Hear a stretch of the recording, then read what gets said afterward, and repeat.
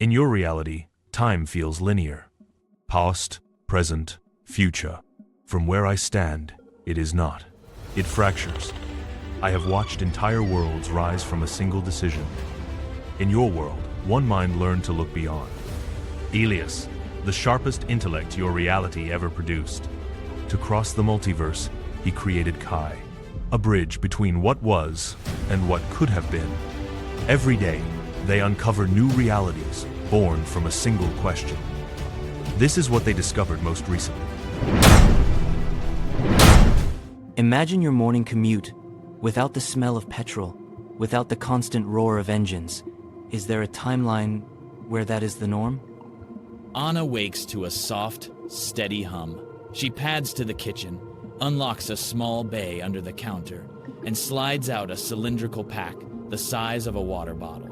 It clicks into a charger built into the window ledge, and the lights settle to a cooler tone. Outside, the street is almost silent. Personal platforms glide on guided tracks at low speed. Buses pull into modular exchange hubs where swappable packs are replaced in under a minute. And delivery vans are compact electric units that return to micro depots rather than long hauls. In the neighborhood factory a block away, machines run on many small motors rather than a single steam-driven shaft. Roofs are studded with low-profile panels. Local storage banks buffer supply, and the municipal grid exists but is mostly a balancing layer between neighborhood clusters. That paints a neat picture, but let me ask, are there still cars we would recognize? Is long-distance travel electric too? Where does the power come from when the sun is down? There are still cars in shape and purpose, but they are modular platforms with interchangeable power packs. Long-distance travel uses electrified corridors and a small number of high-capacity exchange ports. Some ships and trains are electric too, often paired with overhead lines or large onboard packs. The base energy mix varies by region, but storage is everywhere. Small, manufacturable, replaceable units that shifted design incentives away from combustion. So the presence of ubiquitous, manufacturer-friendly battery packs is the key clue. When did that become feasible? Was it a material discovery? An industrial process? A policy decision? All three played roles, but the pivot was a reproducible chemistry and a cheap manufacturing method that emerged in the late 19th century. It made high-density, rechargeable energy cells affordable and scalable. And that technical fact altered investment choices across infrastructure, transport, and manufacturing. Tell me more about that moment. I want the context. Science, production, and why it actually changed large-scale decisions rather than remaining a laboratory curiosity. In the decade after 1889, a team published a cell design using a new combination of electrode alloys and a porous ceramic separator that together solved rapid degradation and dangerous thermal runaway in common. Cells. Crucially, the raw materials were abundant in existing mines. The cell could be assembled with stamping and rolling techniques borrowed from the paper and textile industries, and the patent regime that followed favored open licensing for municipal deployment.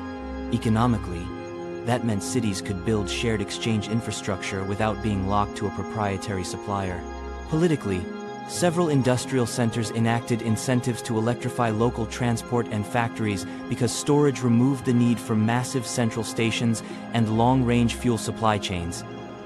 That sounds like a small technical fix with enormous social leverage. So what changed next, decade by decade? 19th century. Factories begin replacing line shafts with distributed electric motors. Small workshops relocate closer to labor because they no longer need direct access to steam plants.